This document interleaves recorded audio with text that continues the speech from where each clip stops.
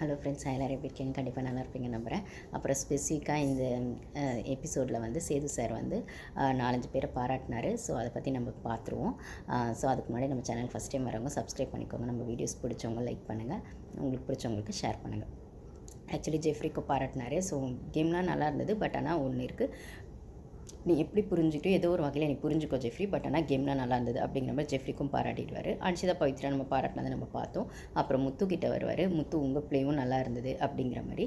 அதுக்கப்புறம் வந்து மஞ்சரியை பாராட்டினதை நம்ம போன வீடியோவில் பார்த்தோம். அந்த மஞ்சரியை பாராட்டும் போதுமே இன்னொன்றுமே சொல்லியிருப்பார் சேது சார். இந்த மாதிரி வந்து உங்ககிட்ட பார்ஷியாலிட்டி காட்டுறாங்க, நீங்கள் ஃபீல் பண்ணுற, அதாவது அன்ஷிதா பேசினது அதெல்லாம் காட்டுறாங்க, நீங்கள் ஃபீல் பண்ணுறீங்க இல்லைங்களா, அதை பற்றி கவலைப்படாதீங்க. உங்ககிட்ட அவங்க வந்து அந்த பார்ஷியாலிட்டி காட்டும்போது, இல்லை ஒருத்தங்களுக்கு அடிபட்டு இருக்குது அப்படின்னும் போது அவங்களோட இன்னொரு ஃபேஸ் அது வெளில வருது, அவங்க அந்த ஹியூமனிட்டியை காட்டல அப்படின்னும் போது அவங்களோட அந்த இன்னொரு வன்மம் வெளில வருது இல்லைங்களா, அதையும் ஜனங்க பார்ப்பாங்க. ஸோ உங்கள்கிட்ட பார்ஷியாலிட்டி காட்டுறாங்க, நீங்கள் கவலைப்படாதீங்க. ஸோ அப்போ அவங்களோட இன்னொரு ஃபேஸ் வெளில வர பட்சத்தில் அது ஆட்டோமேட்டிக்காகவே அவங்களோட இமேஜ் அவங்களே ஸ்பாயில் பண்ணிக்கிற மாதிரி தான் ஆகும். ஸோ அதை பற்றி நீங்கள் கவலைப்படாதீங்க, நீங்கள் ஸ்ட்ராங்காக கேம் ஆடுங்க. அப்புறம் மஞ்சரி நோ இன்ஜுரி அப்படின்னு. ஸோ இதை வந்து முத்து வந்து ஒரு இடத்துல மஞ்சரி கிட்ட சொல்லியிருப்பார். ஏன்னா அந்த டாஸ்க்லாம் பண்ணும்போது மஞ்சரி ரொம்ப அழுதுருப்பாங்க. ஜாக்லின் கிட்டலாம் இந்த மாதிரி ரெஸ்ட் ரூமில் போய் அவங்க அன்ஷிதா அழுவாங்க, சௌந்தர்யா அதுக்கு சப்போர்ட் பண்ணுவாங்க. அப்புறமா அந்த கை பண்ணும்போது அன்ஷிதா வந்து கை வலிக்குது அதை சொல்லும்போது கூட விடலை செய்யலை. அவங்களுக்கான விஷயத்தில் மட்டும் ஃபோக்கஸாக இருந்தாங்களே தவிர, நான் அதை சொன்னால் நடிக்கிறான்னு சொன்னதுலாம் 2 பேருக்குமே ஹர்ட் ஆகிருக்கும். ஜாக்லின் மஞ்சரி 2 பேருக்குமே. பட் ஆனால் மஞ்சரி கொஞ்சம் எமோஷனலாக அழுவாங்க. அதை தான் இவர் வின் பண்ணுவார். ஸோ வந்து மஞ்சரி நோ இன்ஜுரி அப்படின்ற பட்சத்தில் நீங்கள் ஸ்ட்ராங்காக விளையாடுங்க, கவலைப்படாதீங்க. உங்களுக்கு பார்ஷியாலிட்டி காட்டுறாங்க, அவங்களாவே மாட்டிக்குவாங்க அவங்களோட வன்மத்தை வெளில காட்டும் போது அப்படிங்கிற மாதிரி ஒன்று சொல்லியிருப்பார். ஸோ அந்த இடத்துல அந்த மஞ்சரி நோ இன்ஜுரின்னு சொன்னது வந்து முத்து தான் மஞ்சரிக்கு சொல்லியிருப்பார். ஸோ முத்து தானே சொன்னார் அதை அப்படின்னும் போது பேச்சாளர் முத்து எழுந்துருங்க அப்படின்னு சொல்லுவார். அப்புறம் முத்து எழுந்துக்குவார். அப்புறம் நீங்களுமே டாஸ்க் செம்மையாக ஆடினீங்க. அப்புறம் தரையிலேயே நீச்சல் அடித்த ஒருத்தரை நாங்கள் பார்த்தேன் அப்படின்னும் போது முத்து அந்த அப்படி நீந்திக்கிட்டே போவார் இல்லைங்களா அந்த செங்கல் டாஸ்கில். அதாவது சௌந்தரியப்பா அதெல்லாம் இடிக்கிறாங்க, அந்த கல்லெல்லாம் இது பண்ணுறாங்க அப்படின்னும் போது அப்போ வந்து அது நல்லா இருந்தது, நல்லா ஆடினீங்க அப்படின்னு சொல்லுவார் முத்துவை. சரி, எனக்கு அந்த இடத்துல அது ஆட சொல்லி மோட்டிவேஷன் பண்ணதே சௌந்தர்யா தான் அப்படின்வாங்க. ஏன் சௌந்தர்யா கிளாஸ் எடுத்தாங்களா அப்படின்னு கேட்பாரு. இல்லை சார், நான் வந்து அது மாதிரி கல் போயிட்டுருக்கேன்னா கல் சொல்லிட்டு இருக்கேன், நான் கல்லெல்லாம் போகுது அப்படின்னு சொல்லிட்டுருக்கேன். உடனே சௌந்தர்யா வந்து 2 கல் எடுத்துட்டு அப்படின்னு காட்டிட்டு போனாங்க அப்படிங்கிற மாதிரி சொன்னதெல்லாம் க்யூட்டாக இருந்தது. அப்போ சௌந்தர்யாவுமே சிரிச்சிட்டாங்க. ஸோ அதுக்கப்புறம் சேது சார் ஒன்று சொல்லுவார், ஆமாம் ஒரு இடத்துல வந்து சௌந்தர்யா இன்னொன்று ஒன்று பண்ணியிருப்பாங்க, போய் இப்படி அப்படி பார்த்துட்டு கல்லை வந்து ஒரு கிக் பண்ணி எட்டு உதைப்பாங்க, அதெல்லாம் நல்லா இருந்தது, க்யூட்டாக இருந்தது அப்படின்ற மாதிரி சௌந்தர்யாவுமே சொல்லியிருப்பார். ஸோ ஒரு சில க்யூட் மூமெண்ட்ஸ்லாம் அதெல்லாம் அவங்க இன்டென்ஷனாக பண்ணலாம், அதெல்லாம் நல்லா தான் இருந்தது. நம்மளுக்குமே அதெல்லாம் சௌந்தர்யாவோட ப்ளஸ்ஸே அதுதானே, அந்த க்யூட் மூமெண்ட்ஸு. இல்லைனா அவங்க ரொம்ப பெருசாக இல்லை யோசிக்காமல் யதார்த்தமாக பண்ணுற ஒரு விஷயம் தானே அது. இந்த இடத்துலவே சேது சார் முத்து எல்லாம் சொன்னது அது நல்லா தான் இருந்தது. ஸோ இந்த பாராட்டெல்லாம் ஒரு வழியாக ஆகிடும். அதுக்கப்புறம் தான் ரோஸ்ட் செஷன் அப்படின்ற இடத்துக்கு வருவாங்க. அதுக்கப்புறம் வந்து அந்த ராணுவம் வந்து யாரெல்லாம் வந்து சொன்னீங்க அப்படி எழுந்துருங்க அப்படின்னு சொல்லும்போது ஒருத்தராக எழுந்துக்குவாங்க. இந்த இடத்துல வந்து ஜெஃப்ரி எழுந்துக்குவார். என்ன சொல்கிறது, விஷால் வந்து எழுந்துக்கலாமா வேணாமான்னு யோசிச்சுட்டு இருப்பார். அன்ஷிதா எழுந்துக்குவாங்க, ஜெஃப்ரி எழுந்துக்குவாங்க, முத்து எழுந்துக்குவாங்க, சௌந்தர்யா எழுந்துக்குவாங்க. விஷால் வந்து இப்படி ஷர்ட்டெல்லாம் வந்து ஒரு மாதிரி பண்ணிட்டு எழுந்துக்கலாம் வேணாம் சொல்லிட்டு அப்புறம் எழுந்துக்கலாம். அப்புறம் வந்து விஷால் வந்து சேது சரி சொல்லுவார், என்ன விஷால் எழுந்துக்க போகிறீங்களா இல்லை ட்ரெஸ் அட்ஜஸ்ட் பண்ணிங்களா அப்படின்னா, இல்லை சார் ட்ரெஸ் தான் அட்ஜஸ்ட் பண்ணேன் அப்படின்னு ஃபஸ்ட்டு சொல்லிடுவார். அதுக்கப்புறம் ரொம்ப தான் யோசிக்கிறீங்களே அப்படிங்கிற மாதிரி, அதாவது கண்டுபிடிச்சிட்டாரு சேது சார், பார்த்துருப்பாங்க எபிசோட், அதாவது நம்ம தப்பிச்சில்லா அப்படிங்கிற மாதிரி யோசிச்சுட்டு இருந்தார் விஷால். அதனால் ட்ரெஸ் தான் அட்ஜஸ்ட் பண்ணேன்னு ஃபஸ்ட்டு சொல்லி சமாளித்தார். ஆனால் சேது சார் விடுற மாதிரி இல்லை, நம்ம எழுந்துக்கலன்னா அப்புறம் நிற்க வச்சு அசிங்கப்படுத்திடுவார் அப்படிங்கிற ஒரு இதில் அப்புறம் எழுந்துட்டு, அதாவது ராணுவம் வந்து நடிக்கிறான்னு சொன்னதில் இவங்கெல்லாம் தான் மெயின் பார்ட் அப்படிங்கிற பட்சத்தில் தான் அவங்களை எழுப்பி நிற்க வைப்பாங்க. அப்புறம் விஷால் வந்து அதை யோசிச்சுட்டே எழுந்துக்கும் போது, என்ன விஷால் இப்படி பண்ணிருக்கீங்க, இப்படி ஒரு ஃப்ராடு கேப்டனை நான் பார்த்ததே இல்லை அப்படின்னு டக்குன்னு ஃப்ராடுன்னு சுருக்குன்னு ஒரு வார்த்தையை விட்டுடுவார். ஏன் இப்படி பண்ணுறீங்க, அதாவது அங்கே செஞ்சதோ செஞ்சாச்சு, இங்கே ஒத்துக்கிறதுக்கு ஒரு யோசனை, மாட்டிக்கலான்னு பார்த்து சமாளிச்சிக்கலாம்னு நினச்சிருப்பாங்க. ஆனால் மாட்டிக்கிட்டதுக்கப்புறம் அதுக்கான ஒரு என்ன சொல்கிறது, ஒரு ஜஸ்டிஃபிகேஷன் அப்படிங்கிற இடத்துல ஃப்ராடு கேப்டன் அப்படிங்கிற மாதிரி டக்குன்னு ஃப்ராடுன்ற வார்த்தையை, இது கூட சோஷியல் மீடியாவில் அது எப்படி ஒரு ஹோஸ்ட் ஒருத்தரை பார்த்து ஃப்ராடுன்னு சொல்லலாம் அப்படின்னா, ஒரு வாட்டி பரவாயில்ல, 2 வாட்டி பரவாயில்ல, திருப்பி நீங்கள் அதே சீட்டிங் வேலையை செய்கிறீங்க, அதே குரூப்பிசம் செய்கிறீங்க, எவ்வளோ வாட்டி சொன்னாலும் அந்த ஜால்ரா கும்பல்னு ஒன்று ஃபார்ம் பண்ணி வச்சுட்டு ஒன்று பண்ணுறீங்க.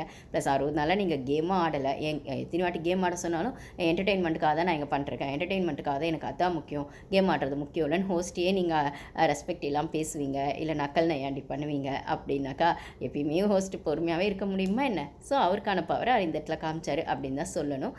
இது வந்து விஷாலில் சுருக்குன்னு ஹர்ட் ஆச்சு அப்படிங்கிறத விட விஷாலுக்கு ஜால்ரா போட்டவங்களோ இல்லை விஷால் யாருக்கெல்லாம் ஜால்ரா போட்டாங்களோ அவங்க எல்லாருக்குமே இது சுருக்குனாச்சு அப்படிங்கிறது தான் நம்மளால் பார்க்க முடிஞ்சது. அப்போ வந்து விஷால் வந்து சொல்லுவார், விஷால் கிட்ட கேட்பார், ஏன் அப்படி சொன்னீங்க? அதே மாதிரி இன்னொரு இடத்துல ஜெஃப்ரி வந்து விஷால் வந்து ராணுவ கிட்ட இன்னொன்றும் பேசியிருப்பார், நம்ம அதை பார்த்துருப்போம் ஒன்றாரில்.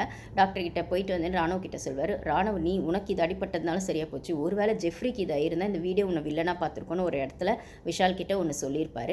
அது மட்டும் இல்லாமல் இன்னொரு இடத்துல விஷால் வந்து ராணுவ வந்து அங்கே மெடிக்கல் ரூம் கூப்பிட்டு போயிட்டு வந்தப்பறம் இப்போதைக்கு பெயின் கில்லர் கொடுத்துருக்காங்க, ஓகே தான், ஆக்சுவலி 2 நாள் கழிச்சு தான் சாட்டர்டே அப்போ தான் தெரியும் நிஜமாக என்ன அப்படிங்கிற மாதிரி சொல்லுவார். ஸோ அதை எடுத்து வந்து இங்கே வந்து சேது சார் கேட்பார், என்ன சொன்னீங்க அப்படின்னும் போது, இல்லை சார் கூட்டிகிட்டு போனால் டாக்டர்கிட்ட கூப்பிட்டு போனால் எல்லாம் ஓகே தான் அப்படின்போது அது எல்லோரும் வந்து எல்லோரும் டென்ஷனாக இருந்தாங்க வெளியில். அப்போ நான் வந்து அது ஓகேன்ற மாதிரி வந்து சொன்னேன்னா டென்ஷனாக இருந்தாங்களா அப்படின்னு விஜய் கேட்பார். அங்கே யாருமே டென்ஷனாக இல்லை, இவன் நடிக்கிறான்னு தானே எல்லாருமே சொல்லிட்டுருக்காங்க, அப்புறம் இங்கே டென்ஷனாக இருக்கான்னு அப்படியே நல்லவங்க மாதிரி சொல்லுவார். ஏன்னா இவர் ஃப்ரெண்டு அன்ஷிதா தானே நடிக்கிறாங்கன்னு சொன்னது, இவர் ஃப்ரெண்டு சௌந்தர்யா தானே நடிக்கிறாங்கன்னு சொன்னது, இவர் ஃப்ரெண்டு ஜெஃப்ரி தானே அதை சொன்னது அப்படின்னும் போது இவங்கெல்லாம் வந்து அக்கறைப்படுறாங்க அப்படிங்கிற ஆங்கிளுக்கு அவர் கொண்டு போக பார்ப்பார். பட் ஆனால் விஜய் சார் அதை பிடிச்சிருவார்.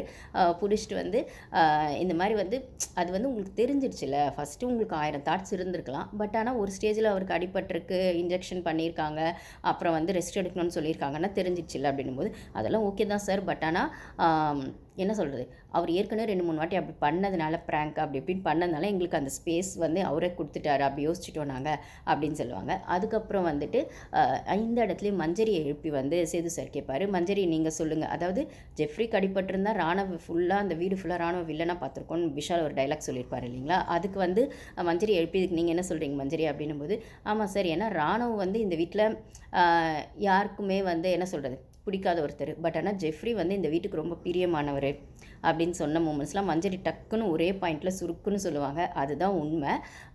சாச்சனாவை தான் நம்ம பேம்பரிங்னு சொல்லிட்டுருக்கோம், அந்த வீடு பார்க்குது செய்து அப்படின்னு. ஏன் தீபக் கூட சாச்சனாவை தான் சொல்லுவார்.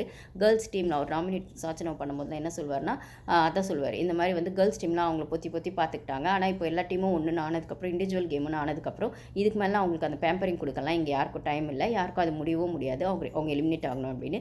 ஆனால் அதே ஜெஃப்ரிக்கு இவர் வந்து பேம்பரிங் பண்ணலையா, இல்லைனா அவர் என்எஃப்பி அவருக்கு கொடுக்கலையா, அவர் கேப்டன்சியில் இவர் பூந்து விளையாடலையா, இல்லைனா வந்துட்டு அவர் கூட சேர்ந்து இவர் வந்து அந்த ஃப்ரெண்ட்ஷிப் மெயின்டைன் பண்ணலையா அப்படின்னு நம்மளுக்கு ஒரு கொஸ்டின் வருது. இப்போ ஜெஃப்ரிக்கு எதிரான செங்கல் டாஸ்கில் இவர் வந்து முத்து கூட மஞ்சரி கூட சேர்ந்தது கூட இவரோட சேஃப் கேம் தான், இல்லை ஒரு ஸ்ட்ராட்டஜி அப்படிங்கிற பட்சத்தில் அந்த வீட்டில் ஜெஃப்ரிக்கு கொஞ்சம் வந்து எல்லாருமே ஜெஃப்ரி வந்து ஒரு பிரியமான இடத்துல அங்கே இருக்கார், இல்லை அந்த ஸ்பேஸ் எல்லாரும் அவர் கொடுக்குறாங்கன்றது உண்மை தான். பட் ஆனால் அதே ஈக்குவலுக்கு ராணுவ எல்லாருமே வந்து காமெடி பீஸாக பார்க்க, நான் கூட ஒரு வீடியோ போட்டிருப்பேன், ராணுவ என்ன ஈஸி டார்கெட்டா அப்படின்னு ஒரு வீடியோ போட்டிருப்பேன். அப்படி இருக்க பட்சத்தில் ராணுவ இப்போ கூட பார்த்தீங்கன்னா என்ன சொல்கிறது, தீபக் வந்து ராணுவ தான் நாமினேட் பண்ணியிருக்கோம், நம்ம வருவோம், அந்த நாமினேஷன் ப்ராசஸ் வருவோம், ஏன்னா ஆக்சுவலி நம்ம மண்டே வந்துருச்சு இல்லைங்களா, அந்த நாமினேஷன் ப்ராசஸும் வந்துருச்சு, அதையும் பேசுவோம். அப்படி இருக்க பட்சத்தில் ராணுவ வந்து இந்த வீட்டில் யாருக்குமே பிடிக்காது சார், பட் ஆனால் வந்து ஜெஃப்ரி வந்து இந்த வீட்டில் பிரியமானவர் அப்படின்னு மஞ்சரி ஒரு பாயிண்ட்டை எடுத்து வச்சதாகட்டும், இது எல்லாருக்குமே வந்து என்ன சொல்கிறது, அங்கே தப்பு செஞ்ச எல்லாருக்குமே உள்ளே குத்துதே கொடாயுதே அப்படிங்கிற மாதிரி தான் இருந்திருக்கும்னு நினைக்கிறேன். இந்த வாட்டி சுருக்குன்னு விஜய் சார் சொன்னது அதுவும் ஃப்ராடுன்னு சொன்னதெல்லாம். ஸோ இது ஒரு பக்கம் ஆச்சு. அதுக்கப்புறம் சௌந்தர்யாவை கேட்டப்போ, சௌந்தர்யாவை நீங்கள் அப்படி சொன்னீங்கன்னா, ஆமாம் சார், அவர் 2 முன்னாடி அப்படி பண்ணியிருக்கிறதுனால எனக்கும் அப்படி தோணுச்சு சார் அப்படின்னு. அப்புறம் அன்ஷிதா கிட்ட வருவார். அன்ஷிதா கிட்ட கேட்கும்போது அன்ஷிதா சொல்லுவாங்க, இந்த மாதிரி ஆமாம் சார், அது தப்பு இல்லையா, அது அப்படி நீங்கள் பேசியிருக்கூடாதுல, நடிக்கிறா அப்படின்னும் இல்லை சார், எனக்கும் அப்படி தோணுச்சு தான், ஆனால் அப்புறம் நான் சாரி கேட்டுட்டேன் அப்படின்வாங்க அன்ஷிதா. சாரி கேட்குறது என்னம்மா, சாரி அது சரியில்லைல்ல, ஒருத்தவங்க வந்து அடிபட்டிருக்காங்க வலிக்குதுன்னும் போது அப்படி பண்ணிவிட்டு பேசிவிட்டு அதுக்கப்புறம் சாரி கேட்கறது ஒன்றும் அது சரியில்லைல்ல, நல்லா இல்லைல்ல அப்படின்னு அதையும் சுருக்குன்னு அன்ஷிதா கிட்ட சொல்லுவார். அதுக்கப்புறம் முத்து கிட்ட வருவார். முத்து வந்து சொல்லும்போது எனக்குமே அப்படி தோணுச்சு தான் சார், பட் ஆனால் பண்ணியிருக்கேன் அப்படின்னு அவருமே மற்றனா ஞாபகம் பார்த்தா சௌந்தர்யாவுக்கு நிறைய விழுந்திருக்கணும், அன்ஷிதாவுக்கு விழுந்தது, விஷாலுக்கு விழுந்தது. இந்த வாரம் ஃபுல்லாக அன்ஷிதாவையும் விஷாலையும் மட்டும் வச்சு செய்யணுன்ற மூடில் ஹோஸ்ட் வந்த மாதிரி தான் இருந்தது. இது வந்து இன்றைக்கான எபிசோடுக்கான விஷயம் மட்டும்தானான்னு பார்த்தா கண்டிப்பாக கிடையவே கிடையாது. ரொம்ப நாள் விஷால் மேலே இருந்த கோவம் இன்றைக்கி மொத்தமாக வெளில வந்ததுன்னு தான் சொல்லணும் சேது சாருக்கு. அப்புறம் அன்ஷிதா விஷால் அப்படிங்கிறது ஹவுஸ்மேட்ஸுக்குமே மொத்தமாக எல்லாரும் சேர்ந்து மாட்டி விட்ட மூமெண்ட்ஸ் என்னென்னு பார்த்தீங்கன்னா, அந்த பொம்மை டாஸ்கில் ஜாக்லின் பொம்மையை விஷால் எடுத்து வச்சுட்டு Anshitha this is to you அப்படின்னு சொல்லுவார் இல்லைங்களா, அப்போது அந்த இடத்துலலாம் வந்து என்ன சொல்கிறது, அப்போல்லாம் ஒன்றுமே பண்ண முடியாமல் இருந்தவங்கெல்லாம் இப்போ வந்து ஒன்றா சேர்ந்துட்டு இவங்கள நல்லா வச்சு செஞ்சாங்க அப்படின்னு தான் சொல்லணும். எப்பயுமே இந்த பிக் பாஸ் கேம் அப்படி தாங்க மாறும். அது லாஸ்ட் ஒரு 4-5 வீக்ஸ் இருக்கும்போது அப்படியே கேம் வந்து ட்விஸ்ட் ஆகும். அடி வாங்கினவங்க அடிக்க ஆரம்பிப்பாங்க, அடித்தவங்க அடி வாங்க ஆரம்பிப்பாங்க. ரொம்பவே ஸ்ட்ராங்குன்னு சொல்லிட்டுருக்கவங்களுமே அழ ஆரம்பிச்சிருவாங்க. இல்லை ஒன்றுமே இல்லைன்னு சொல்கிறவங்க ஸ்ட்ராங் பிளேயராக ஒரு ஜம்ப் அடிப்பாங்க. இந்த ட்விஸ்ட் அண்ட் டர்ன்ஸ்லாம் அந்த லாஸ்ட் ஒரு 4 to 5 வீக்ஸில் நடக்கும். ஸோ இது இப்போ தான் நடக்குது அப்படிங்கிற மாதிரி இந்த கேம் போயிட்டுருக்கு. ஸோ இந்த இடத்துல ராணவ் அப்படி சொன்னது என்னதான் இருந்தாலும் இப்போ இந்த விஷயத்தை நான் இவ்வளோ தூரம் அட்ரஸ் பண்ணுறேன் அப்படின்னும் சேது சார் சொல்ல வந்தது என்னென்னா, ஒருத்தங்களுக்கு அடிபட்டிருக்கு, அவங்களுக்கு அது பொய்யா அடிபட்டிருக்கட்டும், இல்லை அவங்க அட்லீஸ்ட் அவங்களுக்கு அப்போ இந்த இடத்துல முத்து ஒரு சூப்பர் பாயிண்ட் சொல்வார். ஏன்னா முத்துவுமே அப்படி தான் நினச்சிருப்பார் ஃபஸ்ட்டு. நானுமே அப்படி தான் சார் நினச்சேன், சாரி சொன்னேன். பட் ஆனால் ஒரு இடத்துல அவனுக்கு வந்து லெக்மெண்ட் டயர் ஆயிருக்குன்னு சொன்னதே நான் வந்து சந்தோஷப்பட்டேன், எனக்கு அப்போ தான் நிம்மதியாச்சு அப்படிங்கிற மாதிரி அவர் சொல்லுவார். சந்தோஷப்பட்டலாம் அது நிம்மதியாச்சு அப்படிங்கிற மாதிரி சொல்லுவார் முத்து. அப்போ சேது சார் சொல்லுவார், ஏன் அப்படின்னா, ஒருவேளை அது பொய்யா இருந்தால் அவன் நடிச்சிருந்தானா இந்த வாரம் ஃபுல்லாக அவனை வச்சு செஞ்சுருப்பாங்க, நாமினேட் பண்ணியிருப்பாங்க, அதே சொல்லி அவனை காயப்படுத்தியிருப்பாங்க, அது வந்து அவனுக்கு இன்னும் ஹர்ட் ஆயிருக்கும். அதை விட நிஜமாக அவனுக்கு அடிபட்டிருக்குன்னா அவன் தப்பிச்சிட்டான் அப்படிங்கிற மாதிரி அந்த ஆங்கிள் அவர் சொல்வார். அது ஒரு வகையில் கரெக்டு தான் கூட. ஏன்னா முத்துவுமே வந்து அந்த மெடிக்கல் ரூம் போயிட்டு வர வரைக்குமே ஒரு மாதிரி என்ன சொல்கிறது, எப்படியாவது அங்கேயுமே சொல்லியிருக்காரு ராணவ் கிட்ட, அந்த இடத்துலையுமே, ராணவ் நீ தப்பிச்சிட்டடா, கடவுள் உன்னை காப்பாற்றிருக்காரு அப்படின்னு சொல்லிட்டு. ஏன்னா ஒரு வேளை அவருக்கு வந்து நிஜமாகவே அது வந்து எதுவுமே பெருசாக வந்து அந்த ஒரு லெக்மெண்ட் ஏரோ எதுவும் இல்லாமல் சும்மா ஒரு சாதா வலி தான், பெயின் கில்லர் போட்டால் சரியாக போயிடும், இல்லைனா ஒரு இன்ஜெக்ஷன் போட்டால் சரியாக போயிடும் அப்படின்ற மாதிரி மட்டும் அவர் திரும்பி எதுவும் பெருசாக ஆகலை அப்படின்னு வந்திருந்தால் இந்த ஹவுஸ்மேட்ஸ் சும்மா அவர் மேலே ஆல்ரெடி வன்மத்தில் இருக்க ஹவுஸ்மேட்ஸ் வந்து அவனை சும்மா விட்டுருக்க மாட்டாங்க அப்படிங்கிற ஆங்கிளில் தான் வந்து முத்து சொல்லியிருப்பார். ஸோ இந்த இடத்துல ராணவை எழுப்பி வந்து சேது சார் கேட்பார், என்ன ராணவ் உன்னை பற்றி இப்படி இருக்குது, இப்போ இதுக்கு நீ என்ன பதில் சொல்கிற, உன்னை பற்றி உங்கள் பேருக்கு இவ்வளோ ஒப்பீனியன் இருக்குது என்ன சொல்கிறேன்னா, அப்போ அதுக்கு சேது சார் ராணவ் சொல்லுவார், ஆமாம் சார் அந்த ஸ்பேஸை நான் தான் க்ரியேட் பண்ணிட்டேன், நான் ஸ்டார்டிங் அப்போல்லாம் அது பண்ணதுனால அவங்களுக்கு அப்படி ஆயிடுச்சு, தெரியும் தப்பு தான் இருக்குது. ப்ளஸ் வந்து நான் அவுட் ஆஃப் த பாக்ஸ் எல்லாத்தையும் யோசிக்கிறேன் போது இவங்க கூட ஒத்து போல, இல்லை வேறு மாதிரி நான் யோசிக்கிறேன் போது அவங்களுக்கு ஏதோ ஒரு வகையில் இது வந்து அப்படி நினைக்க தோண வச்சிருக்கு அப்படிங்கிற மாதிரி அவர் தப்பையும் அவர் ஒத்துக்குவார்.